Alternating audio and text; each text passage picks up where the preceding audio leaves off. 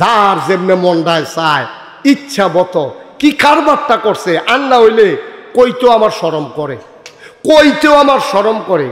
একটা দেশের প্রধানমন্ত্রী ইলেকট্রনিক্স মিডিয়া সোশ্যাল মিডিয়ার সামনে হাসতে হাসতে কইতে আছে আমার ফিওনে 400 কোটি টাকার মালিক। একটা শরম আছে না একটা? কেউ কয়নি যে আমার ফুতে চুরি ফারে বালা, এই কথা কেউ মেলো বইয়া কয়। তে যে চুরি করে মাশাল্লাহ কোনো চিহ্ন থাকে না।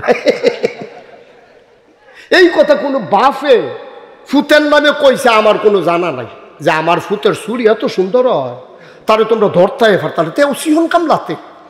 এই কথা কোনো বাপে কয় না। তো বাংলাদেশের প্রধানমন্ত্রী তিনি হলো রাষ্ট্রের মা বাপ এক হিসাবে। এই যদি এই সাংবাদিকদের সামনে পত্রিকার সামনে ক্যামেরা চাইয়া রয়েছে সকলের দিকে সবাই এর ভিতরে কইয়া বইছে আমার ফিওনেও 400 কোটির মালিক, কপাল বালা। হ্যাঁ কেউ কই না ছিল না যে ফিওনে যদি 400 হয় আপনি জানি কত। কি ওটা উচিত কথা না? এটা তো প্রশ্ন, স্বাভাবিক প্রশ্ন যে যেই মানুষটার ফিওনে 400 কোটির মালিক এই মানুষটার কত কোটি টাকার মালিক, এটা তো একটা স্বাভাবিক প্রশ্ন, ঠিক কিনা? জিজ্ঞাসা আসিল না, আল্লাহ বাঁচাইছে আর কি। এটার নাম বাংলাদেশ, এটার নাম বাংলাদেশ। কপাল খারাপ আমাদের, কুকুরের চাইতে খারাপ। ওই গুলগুল্লা বেড়াতে সিএনজি চালাইয়া হাতে বেড়া সিএনজি গ্যাস ম্যাস বইলে এমনি বাড়াবায় না, সিএনজি বাইরে গেছে, ওটুও লাগতে সিএনজিও লাগতে বাস স্ট্যান্ডেতে না ফাললে আমার মনে তো বউয়ের তো চান্দা তুলল, ঠিক কিনা কও? আল্লাহ যেন আমাদেরকে হেফাজত করে, এটা আমাদের এনশিওর করতে হবে। ক্ষমতার পালা বদল হলো, যদি মানুষের ভাগ্যের বদল না হয় তাহলে লাভটা হবে কি বলেন? কি লাভ হবে? এ জাতির কি উপকার হবে? আসুন সবাই মিলে সুন্দর বাংলাদেশ বিনির্মাণে, কাগজে পত্রে সোনার বাংলা নয়, প্রকৃত পক্ষে আমরা সোনার বাংলা বানাতে চাই, ঠিক কিনা বলো? যেখানে নিশ্চিন্তে মানুষ ঘুরবে, আমার মেয়েরা স্কুলে যাবে, রাস্তার মুড়ে দাঁড়িয়ে রিপ্রেজিং করার মতো কোনো যুবকের সাহস হবে না। আমার মায়েরা আস্তে হেঁটে যাবে, ওই বাসের উপরে যখন উঠবে, বাসের ভিতরে যখন ঢুকবে, আমার যুবক ছেলেরা মাকে সিট দিয়ে নিজে দাঁড়াই থাকবে। এই সোনার বাংলা আমরা দেখতে চাই, ঠিক কিনা বলো? সবচেয়ে বড় চাওয়া হলো 15 বছরে ওরা যা ভুল করেছে, আমার বিনয়ের সাথে মিনতি, ওনাকে অভিভাবক হিসাবে এটাকে এনশিওর করতে হবে। আজকে যেমন করে সিএনজি স্ট্যান্ডে চাঁদাবাজি ছিল, বাস স্ট্যান্ডে চাঁদাবাজি ছিল, সরকারি সম্পদগুলো দখল দিয়া আজকে যেই কারণে আগের তাদের পতন হয়েছে, এই কাজ যেন আর বাংলাদেশে প্রকাশ না পায়, ঠিক কিনা বল? যদি আবার এইটাই হইল তাহলে সাধারণ মানুষ কি বলবে? সাধারণ মানুষ বলবে আরে আগেরটায় ভালো আছি, ওখানের তারা দিয়ে আরো বেশি জুলুম শুরু করছে, তখন তো আমরা রক্ষরে সব শেষ। এই যে ছেলেদের জীবন দেওয়া শেষ, আমাদের 15 বছর ধরে কষ্ট করা শেষ, এই যে আলেম ওলামা নির্যাতিত হলো। বাংলাদেশে আপনি চিন্তা করে দেখেছেন, যেই দেশে চুর ডাকাত বদমাইশ তারা সিনা উঁচু করে রাস্তায় হাঁটে, আর আলেম ওলামারা এই বাংলাদেশে জেলখানার ভিতরে ধুকে ধুকে মরেছে, ঠিক কিনা বলো? একটা আলেমের চোখের পানি ধ্বংসের জন্য যথেষ্ট। আল্লাহ নবী বলেছেন লা হাসাবা বাইনাহু ওয়া বাইনাল্লাহ, তার মাঝে আল্লাহর মাঝে কোনো পর্দা নাই। যেই মানুষটার উপরে তুমি জুলুম করেছো, সে যখন আল্লাহ বলে ডাক দেয়, ডাকটা দিতে দেরি, কবুল হতে দেরি নাই, ঠিক কিনা বলো? শুধু আগে আর তারা যা করেছে, আল্লাহর হস্তে আমরা যেন আর তা না করি। যতদিন আমরা বেঁচে থাকি, এই প্রজন্ম বেঁচে থাকবে, ভবিষ্যৎ প্রজন্মে আসবে। যদি আমরা আবার ওদের মতো হয়ে যাই, তাইলে এই রক্তের সাথে বেঈমানি হবে, ঠিক কিনা বলো? 2000-এর মতো ছেলেরা যে জীবন দিল, বুলেট নিল বুকে, ঝাঁঝরা করে দিল তাদের বুক, তাদের আত্মা শান্তি পাবে না যদি সুন্দর করে আবার নতুন বাংলাদেশ তৈরি না হয়। আল্লাহ যেন আমাদেরকে কবুল করে, সবাই পড়ো আমিন। মুসলমান চিন্তা করে দেখো, আল্লাহর নবী মক্কায় থাকতে পারলেন না, তিনি চলে গেলেন মদিনায়। করুণ ইতিহাস ভাই, আমরা কেউ ইসলাম মানার কারণে মহিষাইল সাইরা কোনোদিন আমরা কুটুম্বপুর যাওয়া লাগে নাই। কুটুম্বপুরের মানুষ কোনোদিন মহিষাইল আসা লাগে নাই। আমরা যার যার জায়গায় আছি। নবীর মতো মানুষ, যে মানুষটার জীবনে একটা গুনাহ নাই, গুনাহ হওয়ার সম্ভাবনাও নাই, মানুষটা মক্কায় থাকতে পারলেন না। তারা মিটিং করলো দারুন নাদওয়ায়, তৎকালীন সংসদের নাম হইল দারুন নাদওয়া। তারা মিটিং করলো, মোহাম্মদকে অনেকভাবে বুঝাইলাম, সে কোনোভাবেই যখন বুঝ মানে না, চলে আবার তারে মাইরা ফালাই। তারা প্রাথমিক প্রাইমারি ডিসিশন নিল। আল্লাহ তাবারক ওয়া তাআলা জানে না কি জানে না?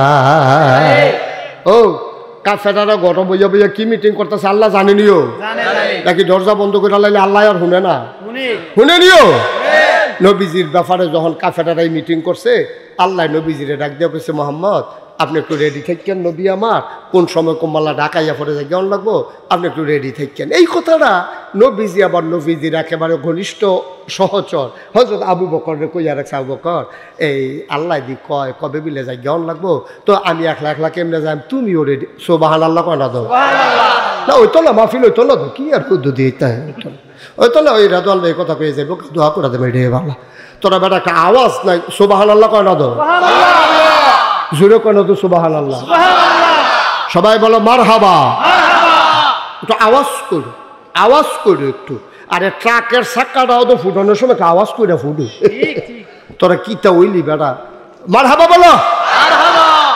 তো নবীজিরে যখন ফেরেশতা জিবরে কথা মনে আসেনিও, জিবরাইলে কইছে নবীজিরে, আর নবীজিয়ে কইছে আবু বকর সিদ্দিক রে, আবু বকর কোন দিন যাই কেমন লাগে আমার এদিকে রেডি থাকতাম, তুমিও রেডি। আবু বকর আবার ছিল খুব বুদ্ধিমান। আবু বকর করছে কি, তার লগে লগে বাজারও গিয়া দুইটা উট কিনা লাইছে। কি কিনা লাইছে? উট কিনা এক ইহুদির বাইত দিছে, তুই উটটিরে লালন পালন করবি, মাসে তোর এত টাকা দেওয়া হইব। উট সুন্দর করে হাতে মোটা তাজা করছে, দৌড় টোর শিহাইতে আছে। কইছে ভাই কি এর লেগে? কি এর লেগে তোর দরকার আছে? তুই টাকা পাইবি, উট ফালবি, তোর সমস্যা কিটা, তুই ফালতে থাক। এখন উটও ফালছে মাশাআল্লাহ। এর ভিতরে দিয়া নবীজি একদিন গেছে আবু বকর সিদ্দিক, সুবহানাল্লাহ কয় না? আবু বকর কইছে যে রেডি থাকো, এবার বাইক গিয়া রেডি হইয়া বইয়া সকল লুঙ্গি টুঙ্গি ফিন্দা ফাঞ্জাবি টাঞ্জাবি গাও দিয়া এবার আর ঘুমায় না। এবার প্রত্যেক দিন রাত রইলে দরজার ভিতরে হেলান দিয়া দাঁড়াই থাকে। ওনার ওয়াইফ ওনারা ডাক দিয়া কয়, আপনি হুতেন না খা, আইয়েন বিছনাত আইয়েন। না না না, নবীজি কইছে সুবহানাল্লাহ কয় না রে? নবীজি কইছে রেডি থাকতাম, আমি যদি বিছনা থুইতা লাই আর ঘুমটা যদি গাড়া হইয়া যাই আর নবী যদি দুই তিনটা ডাক দেওয়ার লাগে, তাইলে আমার কলজায় মানত না। আবু বকরের বিবি ডাক দিয়া কয়, আপনি তো অসুস্থ হয়ে যাবেন, আপনি দরজায় দাঁড়াইয়া মানুষ আবার ঘুমায় কেমনে, আপনি তো অসুস্থ হয়ে যাবেন, আসেন বিছানায় আসেন। আবু বকর সিদ্দিক ডাক দেয়া কয়, বিবি গো, আমি আবু বকর অসুস্থ হইলে সমস্যা নাই, কিন্তু আমার নবী একটা ডাকের বেশি দুইটা ডাক দিলে আমার সমস্যা আছে। আমি আবু বকর সিদ্দিক, আমি যদি না ঘুমাই, আমি যদি অসুস্থ হয়ে যাই কোনো সমস্যা নাই, কিন্তু আমার নবী দুই ডাক দিলে আমার কলিজায় মানবে না। মাঝরাত পার হয়ে গেল, নবী ঠিক ঠিক দরজায় এসে দাঁড়ালেন, টক টক করে নাড়া দিয়া আস্তে করে ডাক দিলেন আবু বকর। আবু বকর লাভ দিয়া দরজা খুলে দিয়া কয়, লাব্বাইকি ইয়া রাসূলুল্লাহ। আবু বকর তুই কি ঘুমাস না? এত আস্তে করে ডাক দিলাম, একটা মাত্র ডাক দিলাম, সজাগ হইলি কেমনে? আবু বকর ডাক দেয়া কয়, নবী গো, যেই দিন বলেছেন রেডি থাইকো, ওই দিনের পর থেকে আমি আবু বকরের পিঠ আর বিছানায় লাগে না।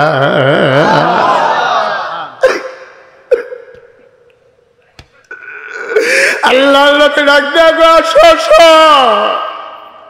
আবু বকরকে ইয়া রাসূলুল্লাহ হে বাইতে আই গিয়া কইবা দেখি, আপনি যেই দিন বলেছেন রেডি থাইকো, আমি দুইটা উট কিনা পালতে নিছিলাম, কারণ আপনি দুর্বল হয়ে যাবেন, এত লম্বা রাস্তা হাঁটতে পারবেন না, ওটগুলা নিয়ে আসি। নবীজি কয় নাও নিয়ে আসো।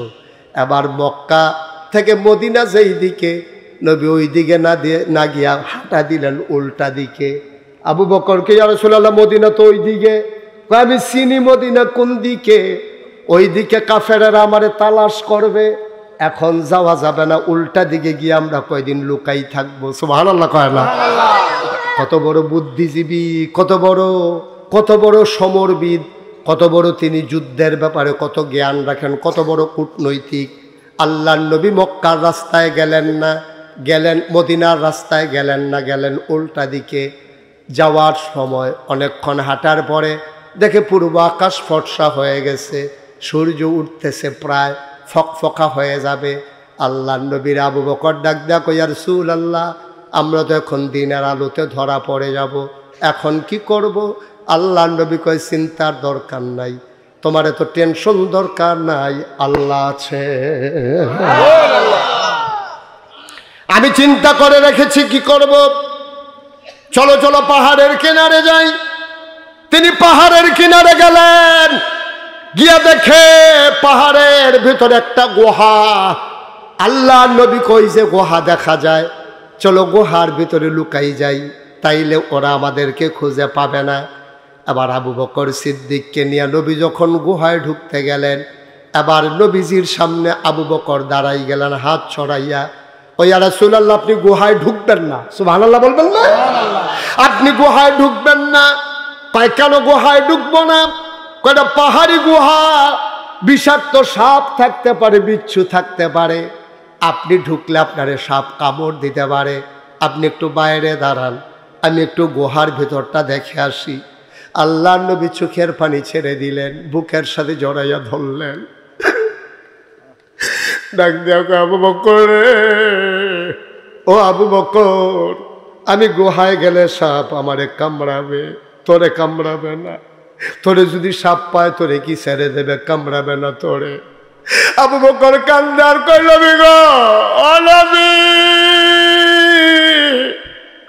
আমি আবু বকর যদি কামড়ায় আপনি টেনশন করেন না, আমার মতো 100 আবু বকর যদি মরে যায় ইসলামের কোনো ক্ষতি হবে না, আমার নবী যদি কিচ্ছু হয়ে যায় ইসলাম থাকবে না।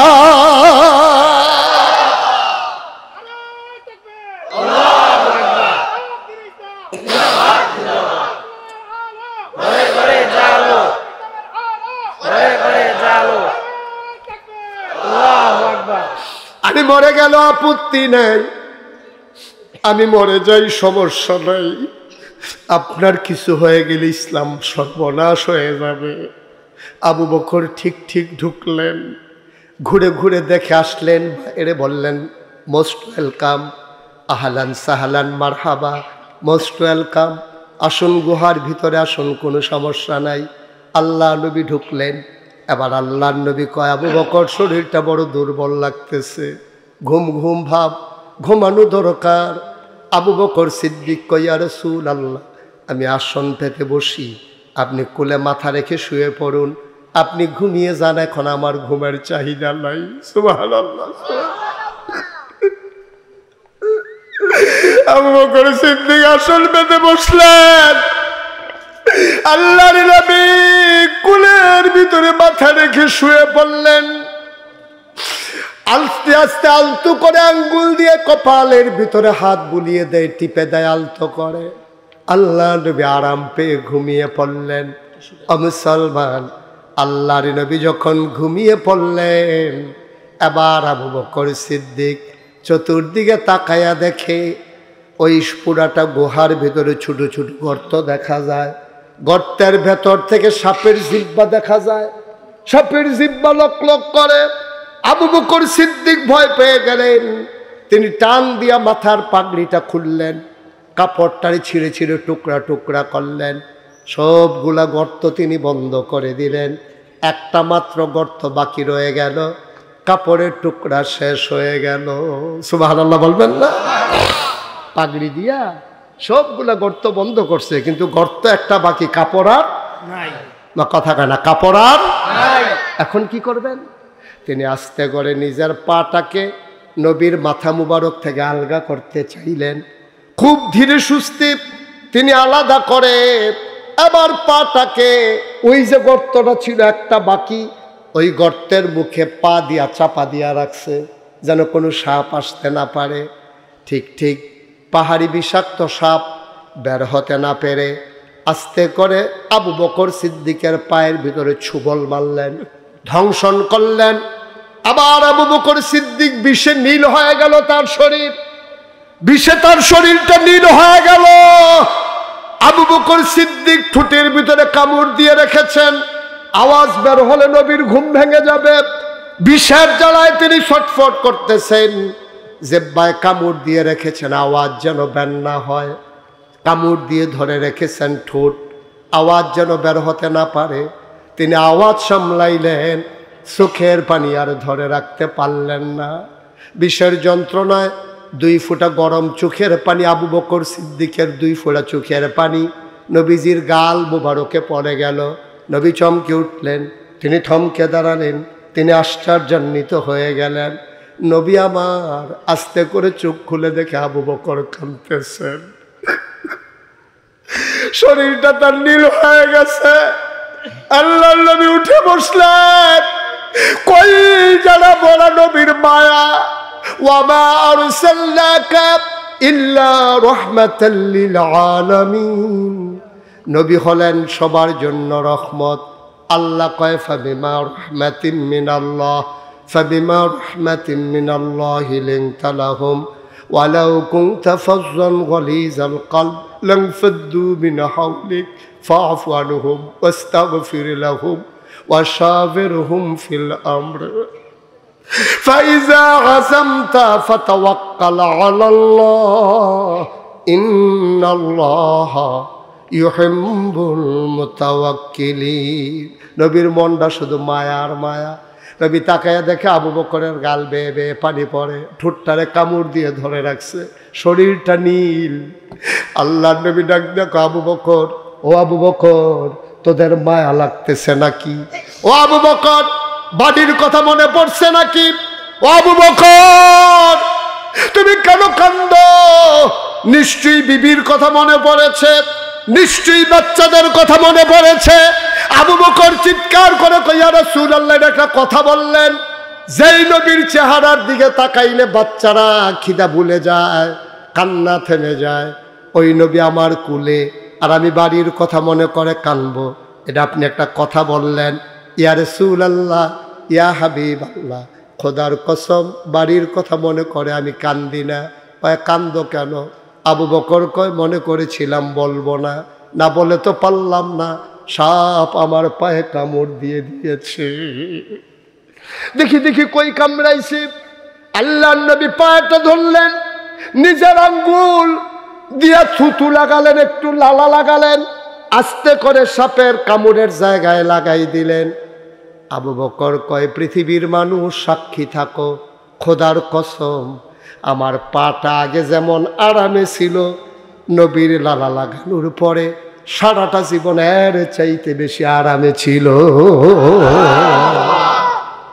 এটার নাম ইসলাম, এটার নাম ইসলাম। আল্লাহ যেন কবুল করে, সবাই পড়ে না আমিন। আজকে যেহেতু আমার মুরব্বী, এই এলাকার অভিভাবক রেদওয়ান ভাই, আমি মন থেকে মানুষটাকে পছন্দ করি, স্ট্রেট ফরওয়ার্ড। তিনি কথা যেটা বলেন সেটা কাজ করতে পছন্দ করেন। আমি চাই আল্লাহ তার এই গোলামকে দ্বীনের খাদেম হিসাবে কবুল করুক। আর সবচেয়ে বড় চাওয়া হলো 15 বছরে ওরা যা ভুল করেছে, আমার বিনয়ের সাথে মিনতি, ওনাকে অভিভাবক হিসাবে এটাকে এনশিওর করতে হবে। আজকে যেমন করে সিএনজি স্ট্যান্ডে চাঁদাবাজি ছিল, বাস স্ট্যান্ডে চাঁদাবাজি ছিল, সরকারি সম্পদগুলো দখল দিয়া আজকে যেই কারণে আগের তাদের পতন হয়েছে, এই কাজ যেন আর বাংলাদেশে প্রকাশ না পায়। ঠিক কিনা বল? যদি আবার এইটাই হইল, তাহলে সাধারণ মানুষ কি বলবে? সাধারণ মানুষ বলবে, আরে আগেরটাই ভালো আছি, ওখানের তারা দিয়ে আরো বেশি জুলুম শুরু করছে, তখন তো আমরা রক্ষরে সব শেষ। এই যে ছেলেদের জীবন দেওয়া শেষ, আমাদের 15 বছর ধরে কষ্ট করা শেষ, এই যে আলেম ওলামা নির্যাতিত হলো। বাংলাদেশে আপনি চিন্তা করে দেখেছেন, যেই দেশে চুর ডাকাত বদমাইশ তারা সিনা উঁচু করে রাস্তায় হাঁটে, আর আলেম ওলামারা এই বাংলাদেশে জেলখানার ভিতরে ধুকে ধুকে মরেছে। ঠিক কিনা বলো? একটা আলেমের চোখের পানি ধ্বংসের জন্য যথেষ্ট। আল্লাহ নবী বলেছেন, লা হাজাবা বাইনাহু ওয়া বাইনাল্লাহ, তার মাঝে আল্লাহর মাঝে কোনো পর্দা নাই। যেই মানুষটার উপরে তুমি জুলুম করেছো, সে যখন আল্লাহ বলে ডাক দেয়, ডাকটা দিতে দেরি, কবুল হতে দেরি নাই। ঠিক কিনা বলো? শুধু আগে তারা যা করেছে, আল্লাহর হস্তে আমরা যেন আর তা না করি।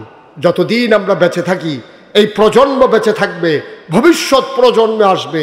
যদি আমরা আবার ওদের মতো হয়ে যাই, তাইলে এই রক্তের সাথে বেঈমানি হবে। ঠিক কিনা বলো?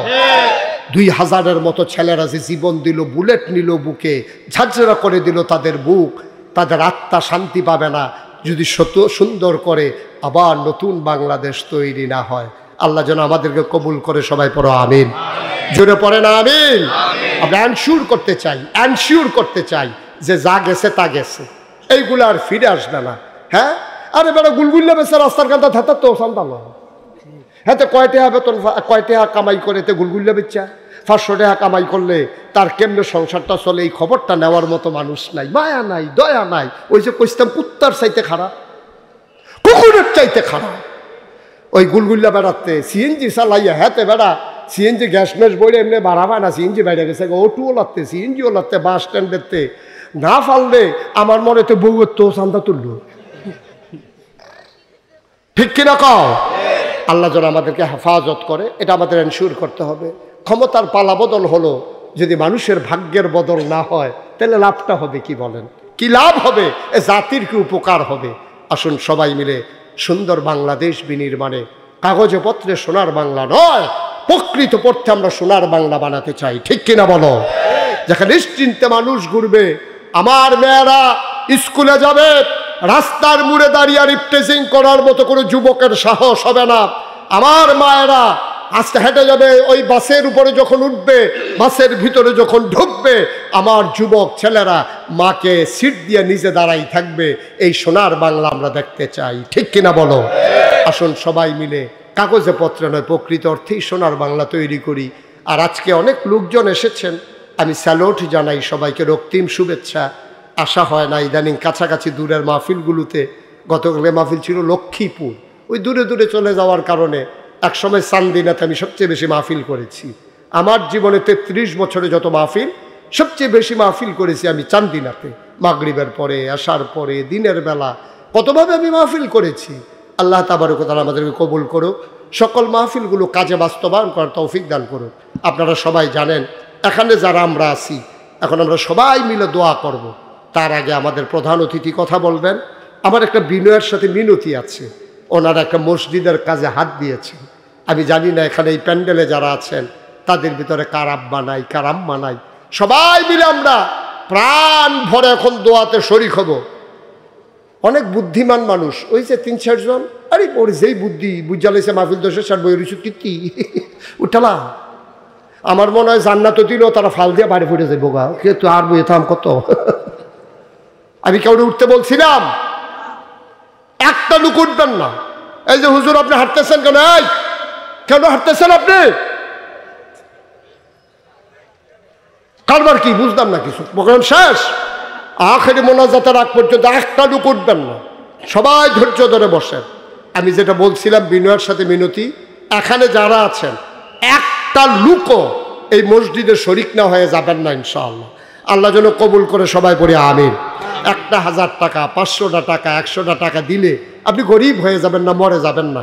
কালেকশন হুজুর করেছেন, আনিস মাহমুদ কালেকশন করেছেন, কিন্তু আমরা সবাই মিলে শরিক থাকবো, শরিক হব। এই ফাঁকে আপনাদের যারা কর্তৃপক্ষ আছেন, বিশেষ করে ভলান্টিয়ার যারা আছে, তোমরা ভিতরে যাও, তোমরা ভিতরে গিয়া যারা দিতে, একটা লোকও খালি যাইয়েন না। আমি বলছি আপনি 2 টাকা দিয়েন, তাইলে আপনি বলতে পারবেন এই মসজিদে আমিও গর্বিত সদস্য। কিন্তু একজন লোকও খালি যাওয়া যাবে না, 2টা টাকা হলেও দিয়ে শরিক থাকবেন। আমরা সবাই মিলে প্রাণ ভরে দোয়া করব, একটা লোকও খালি যাওয়ার সুযোগ নাই। আল্লাহ যেন কবুল করে। এই ফাঁকে আমাদের মাঝে আজকে গুরুত্বপূর্ণ আলোচনা করবেন আমার অত্যন্ত প্রিয় ভাই, যে মানুষটিকে আমি ভালোবাসি, আমার এই চান্দিনার অভিভাবক, বীর মুক্তিযোদ্ধা, সাবেক প্রতিমন্ত্রী, মুক্তিযুদ্ধ বিষয়ক মন্ত্রণালয়, জনাব ডক্টর রেদওয়ান আহমেদ সাহেব। কথা বলছেন ডক্টর রেদওয়ান আহমেদ। একটাই হবে, একটাই চলবে।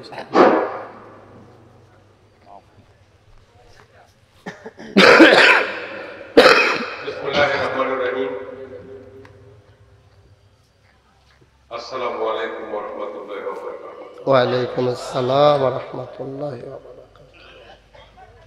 আপনারা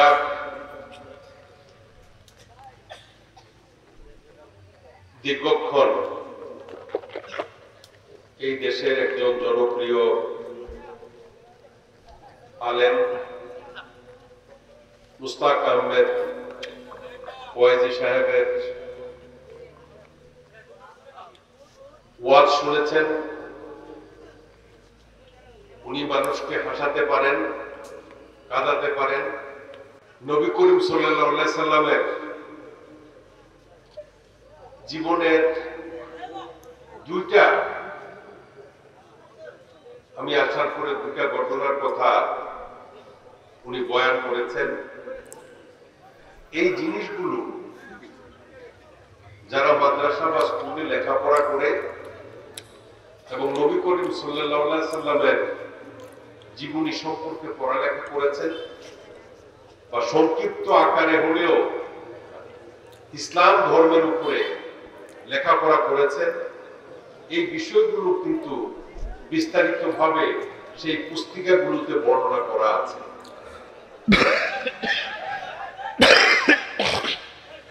কি আমার কথা শুনতে চাচ্ছেন না বোধহয় অনেকে, নাকি? এই যে এই একটু তুমি দাঁড়াইছো কেন? এই ছেলেরা বসান তো, ধরে বসান। একজন লোক দাঁড়াবেন না, এটা কি ধরনের কাজ হইলো ভাই? একজন মেহমান কথা বলতেছেন, কে কালেকশন করতেছে? কালেকশন করলে করো, একটা লোক উঠেন না, চুপ করে বসেন। আমাদের এই দেশে ইসলামের আদর্শ এবং নবী করিম সাল্লাল্লাহু আলাইহি সাল্লামের উপরেই বিভিন্ন জায়গাতে আলেমগণ তাদের বক্তব্য রেখে থাকেন। তবে একটা জীবনের ইসলামের আদর্শের উপর মৌলিক কিছু বিষয় আছে। মৌলিক বিষয়গুলো হলো যে মুসলমান হিসাবে আমরা রোজা করব, নামাজ করব, যদি তৌফিক থাকে হজ করব। তৌফিক না শেষ তো, এতক্ষণ উঠলেন না, ওনার উঠেন গিয়ে এখন বসেন, আমরা এখন দোয়া করে ফেলবো ইনশাআল্লাহ। সবাই আমরা নামাজের মতো করে বসেন। যারা দাঁড়িয়ে আছেন একটু বসেন, আমি এতক্ষণ কাউকে বসতে বলি নাই। এই যে আমার কলিজার টুকরারা, যুবকেরা সামনে আগে বসো, খালি জায়গা হয়েছে, হ্যাঁ বসেন। আমরা এখন দোয়া করবো ইনশাআল্লাহ। আমরা গুরুত্বপূর্ণ কথা শুনেছি, অনেক অজানা কথা আমরা জানতে পেরেছি বাস্তবতার আলোকে, যেটা উনি বাস্তব সাক্ষী। আমরা তো পরে পরে অনেক কিছু জানি, আর উনি এতক্ষণ যা বললেন ওনার জীবন থেকেই উনি বলেছেন। তা আমরা এখন সবাই মিলে দোয়া করব। কথা বুঝেন, এখন আর উঠেন কেন? বসো। এখন তো দোয়া হবে আর কি, সারছে তো। আমরা সবাই মিলে এখন যারা আছি, যেহেতু আমাদের সাবেক এমপি মহোদয় উনি 50,000 টাকা মসজিদে দিয়েছেন, বলেন মারহাবা। আল্লাহ যেন এই দানকে কবুল করে, সবাই পড়েন আমিন। আল্লাহর নবী বলেছেন, মাম বানা লিল্লাহি মসজিদান বানাল্লাহু লাহু বাইতান ফিল জান্নাহ। যে দুনিয়ায় মসজিদ বানাবে, আল্লাহ জান্নাতে তার জন্য ঘর বানাবে। সুবহানাল্লাহ বলবেন না? কত বড় কথা। তো কালেকশন তো হয়েছে আর আগে। তা আমি বলছিলাম যে নগদ আমরা এখানে যারা আছি 1000, 500, 100, 200 এই প্যান্ডেলটার ভিতরে কেউ আছেন যে হুজুর ইনশাল্লাহ আমি নগদ 1000 টাকা দিয়া আমি জান্নাতের ভিতরে একটা ঘর বানাইতে চাই? দেন, নিয়ে আসেন। কি নাম? মজিবুর রহমান ভাই, উনি নগদ 1000 টাকা। সভাপতির হাতও দেন, সভাপতির হাতও দেন নগদ। উনি বলতেছে এখন আর উঠেন না, এখন তো শেষ আর কি। আপনার নাম কি? মাশাআল্লাহ।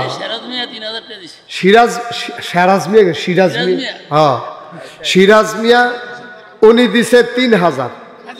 কাজী মুজাফফর সাহেব উনি দিছেন 1000। শরীফ দিছে 1000। এই যে কাজী সাহেবের টেহরালন, মারহাবা কন। আর কেউ আছে যে হুজুর আমি ইনশাল্লাহ 1000 টাকা দিয়ে মসজিদে শরীক হতে চাই, আল্লাহ যেন জান্নাতে দয়া করে আমার একটা ঘর বানাই দেয়?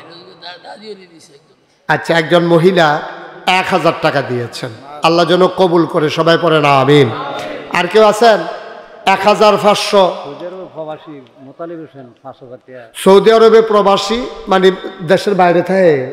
আচ্ছা, এই হ্যাঁ ফাইবেন, হ্যাঁ সৌদি আরবে কি নাম না, মোতালেব হোসেন, উনি দেবেন 5000 টাকা। বলেন মারহাবা। আল্লাহ কবুল করো, মঞ্জুর করো, মনের আশা পূরণ করে দাও, দানের হাদিয়া সোনার মদিনায় পৌঁছে দাও, কামাই রোজগারের রহমতার বরকত দিও, যাদের আব্বা নাই আব্বা আম্মার কবর জান্নাতের টুকরা বানিয়ে দাও কোন আমিন।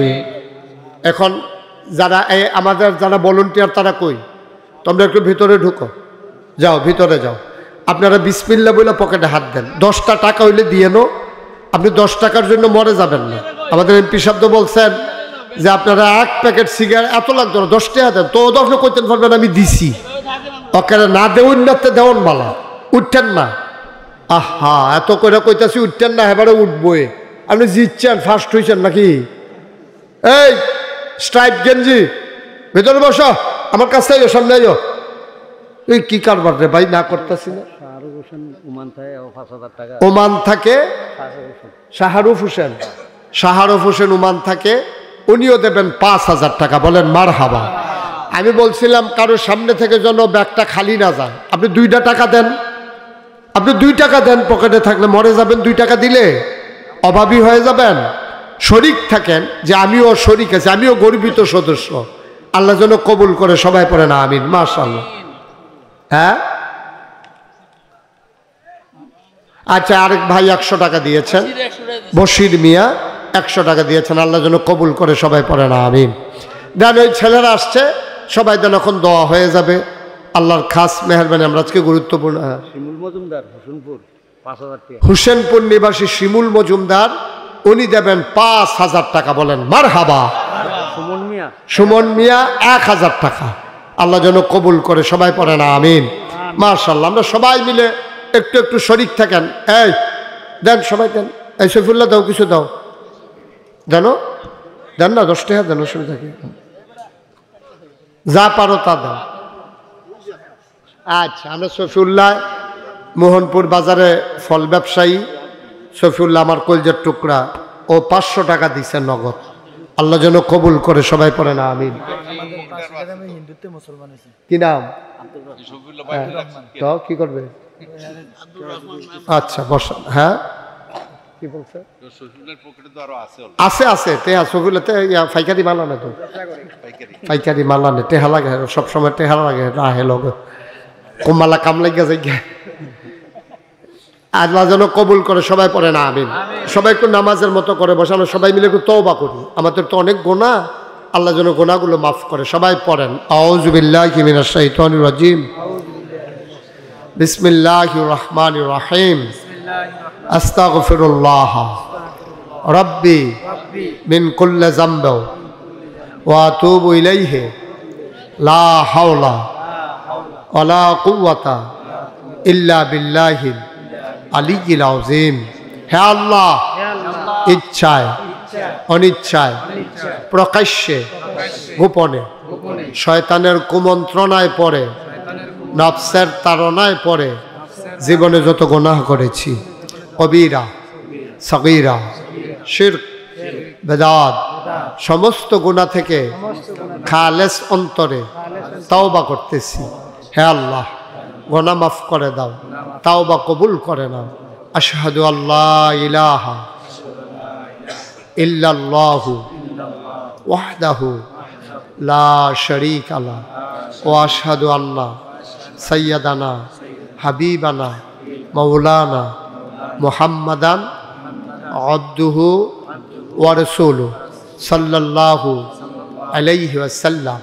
আমিন আমিন আমিন। আমার একটা শেষ কথা, আপনারা সোশ্যাল মিডিয়ার সুবাদে ইউটিউবে ফেসবুকে দেখেছেন যে নাগাইশ দরবার শরীফ যেটা, এটা এখন 18 একর জায়গার উপরে 10টা প্রতিষ্ঠান। আমাদের এমপি সাহেবের কলেজ হলো 6 একর জায়গার উপরে একটা প্রতিষ্ঠান, ওই তুলনায় আমারটা আরও ছোটো, 6 একরে একটা, আর আমার 18 একর জায়গার উপরে 10টা প্রতিষ্ঠান। একটা খানকা আছে জিকির আজকারের জন্য, একটা দাখিল মাদ্রাসা, একটা নুরানি মাদ্রাসা, একটা হাফিজিয়া মাদ্রাসা, একটা ধাতব্য চিকিৎসালয়, একটা গণপাঠাগার, গবেষণাগার, ছাত্রাবাস, মসজিদ। এই 10টা প্রতিষ্ঠান আমার এখানে, ইয়াতিমখানা এবং মসজিদ, এই 10টা প্রতিষ্ঠান।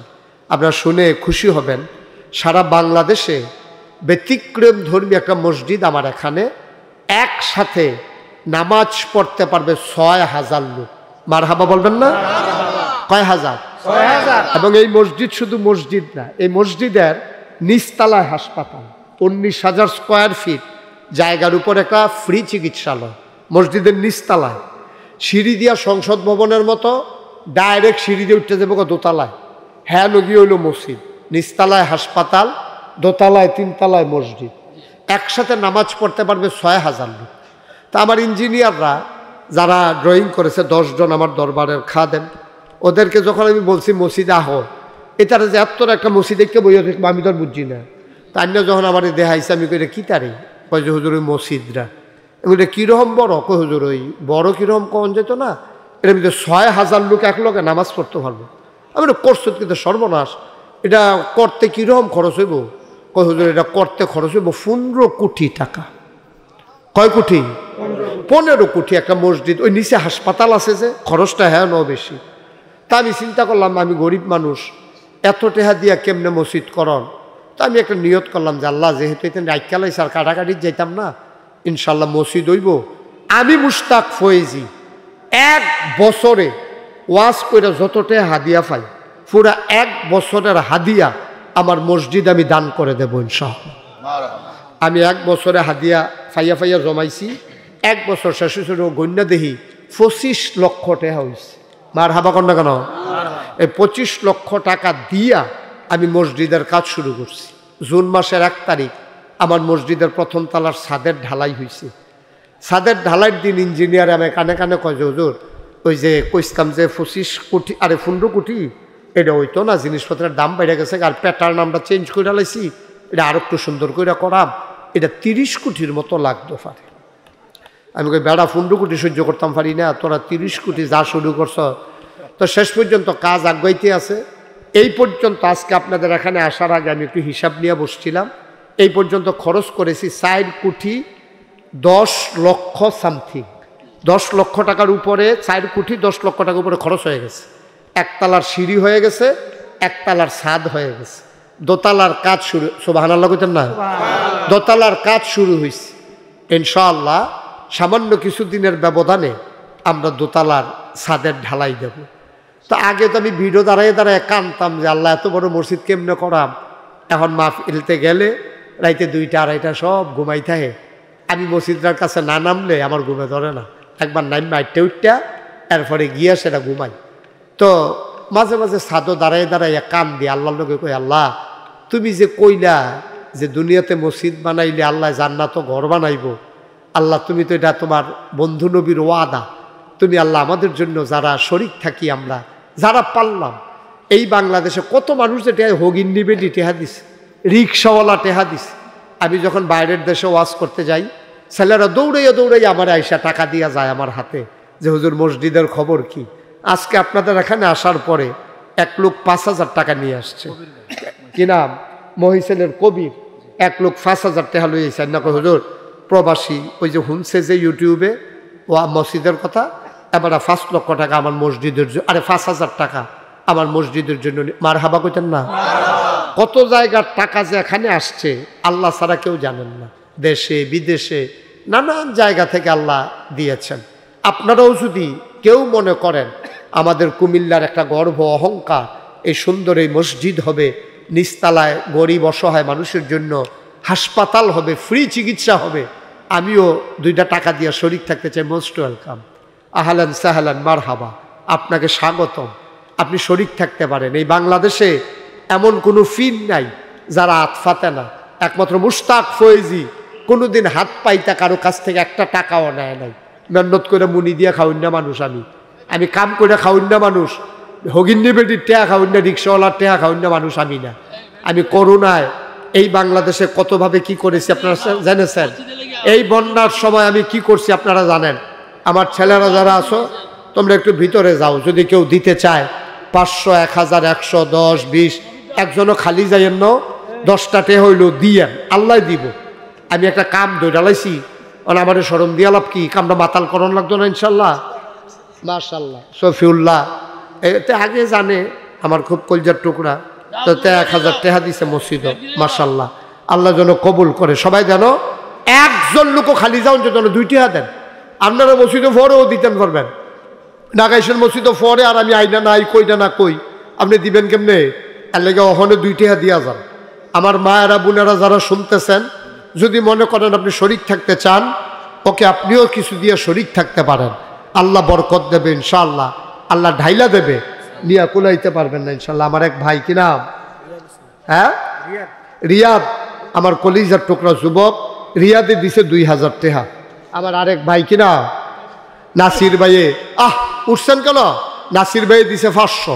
আল্লাহ যেন কবুল করে, আমরা সবাই মিল্লা দোয়া করতে আছি। মহিউদ্দিন দিছে 1000, মাশাআল্লাহ। আরেক ভাই দিছে কিছু, যারা পারেন দেন, না পারলে নাই, মাশাআল্লাহ। আমার আরেক ভাই 1000 টাকা দিয়েছেন, আল্লাহ যেন কবুল করে, প্রাণ ভরে সবাই মিলে দোয়া কর, মাশাআল্লাহ। আচ্ছা দেন দেন, মাশাআল্লাহ দেন। এখন আমরা দোয়া করতেছি, আমাদের সাবেক সংসদ সদস্য, আমাদের সাবেক মন্ত্রী, উনি অসুস্থ, আল্লাহ যেন সুস্থতা দান করে, শিফায়ে কামেলা নসিব করে। আমরা সবার জন্য সবাই দোয়া করি, আল্লাহুম্মা আমিন। রব্বানা যালামনা আনফুসানা ওয়া ইল্লাম তাগফির লানা ওয়া তারহামনা লানাকুনান্না মিনাল খাসিরিন। রব্বানা আতিনা ফিদ দুনিয়া হাসানাতাও ওয়া ফিল আখিরাতি হাসানাতাও ওয়া কিনা আযাবান নার। আয় আল্লাহ তাআলা, তোমার কুদরতি পায়ে ধরে ভিক্ষা চাই, আমাদের জীবনের গুনাহগুলো তুমি মাফ করে দাও। এই জীবনে আমরা আর গুনাহ করব না। হাতের গুনাহ মাফ চাই, পায়ের গুনাহ মাফ চাই, চোখের গুনাহ মাফ চাই, মুখের গুনাহ মাফ চাই, সমস্ত অঙ্গ প্রত্যঙ্গের গুনাহ মাফ চাই। জীবনের গুনাহগুলো তুমি মাফ করে দাও। আয় আল্লাহ তাআলা, আমাদের যার যত অভাব আছে দূর করে দাও, যার যত পেরেশানি আছে উদ্ধার করে নাও। আমরা যারা ঋণগ্রস্ত ঋণ মুক্ত বানাইয়া দাও, আমরা যারা অসুস্থ শিফায়ে কামেলা নসিব করে দাও। আয় আল্লাহ তাআলা, আমরা যারা হাত বাড়াইলাম, আমাদের কারো আব্বা নাই, আমাদের কারো আম্মা নাই, আব্বা আম্মা যাদের কবরগুলারে তুমি মাওলা জান্নাতের টুকরা বানাইয়া দিও। রব্বির হামহুমা কামা রব্বায়ানি সাগীরা, রব্বির হামহুমা কামা রব্বায়ানি সাগীরা। আয় আল্লাহ তাআলা, আমাদের সবাইকে তুমি কবুল আর মঞ্জুর করে নাও। এই বাংলাদেশটাকে তুমি কবুল করো, এর স্বাধীনতা সার্বভৌমত্ব তুমি রক্ষা করো। দ্বিতীয়বারের মতো এই বাংলাদেশ স্বাধীন করতে গিয়ে 5ই আগস্ট সহ পূর্ববর্তী সময়গুলোতে সবচেয়ে প্রিয় যে জিনিস জীবন, যারা তোমার রাহে জীবন বিলিয়ে দিল, সেই সমস্ত মানুষগুলোরে শহীদ হিসাবে কবুল আর মঞ্জুর করে না। তাদের আব্বা আম্মাকে সান্ত্বনা দেওয়ার ভাষা কোনো আমাদের জানা নাই। আয় আল্লাহ তাআলা, তুমি মাওলা যাদের সন্তানেরা জীবন দিল, তাদের আব্বা আম্মাকে সবরে জমিল ইখতিয়ার করার তৌফিক দান করে দাও। যেই মসজিদকে কেন্দ্র করে আজকের এই মাহফিল, এই মসজিদের দোতলার কাজ তোমার কুদরতের মাধ্যমে তুমি কবুল আর মঞ্জুর করে নাও। আয় আল্লাহ, ব্যক্তিগত তহবিল থেকে আমাদের সাবেক এমপি সাহেব যেমন করে 50,000 টাকা দেবে নিয়ত করেছেন, সরকারি তহবিল থেকে যদি কোনো সুযোগ থাকে, আয় আল্লাহ মসজিদটার জন্য যেন কিছু করতে পারেন, সেই তৌফিক তুমি দান করে দাও। ইয়া রাব্বাল আলামিন, মাওলা রব্বে করিম, ও মাওলা, আমাদের ভিতরে যারা অসুস্থ, মাওলা সবাইকে শিফায়ে কামেলা নসিব করে দাও। শয়তানের শয়তানি, মানুষের শয়তানি, জিনের শয়তানি থেকে আমাদেরকে হেফাজত করে রাখো। আসমানি বালা, জমিনি বালা, হাওয়াই বালা থেকে তুমি হেফাজত করে রাখো। আমাদের বিবিদেরকে আবেদা সালেহা জাহেদা বানিয়ে দাও। সন্তানগুলারে নেককার পরহেজগার সন্তান হিসাবে কবুল আর মঞ্জুর করো। রব্বানা ফাগফির লানা যুনুবানা ওয়া কাফির আন্না সাইয়্যাতিনা ওয়া তাওয়াফানা মাল আবরার। আমিন আমিন আমিন ইয়া রাব্বাল আলামিন। হায়াত যেদিন শেষ হয়ে যাবে, রুহু যেদিন গলার মাঝামাঝি আটকে যাবে, ওই কঠিন মুসিবতের সময় তুমি রাজি থেকে তোমার হাবিবকে রাজি রেখে আমাদের কণ্ঠে ওই মধুর কলেমা তুমি জারি করে দিও, লা ইলাহা ইল্লাল্লাহু মুহাম্মাদুর রাসূলুল্লাহ।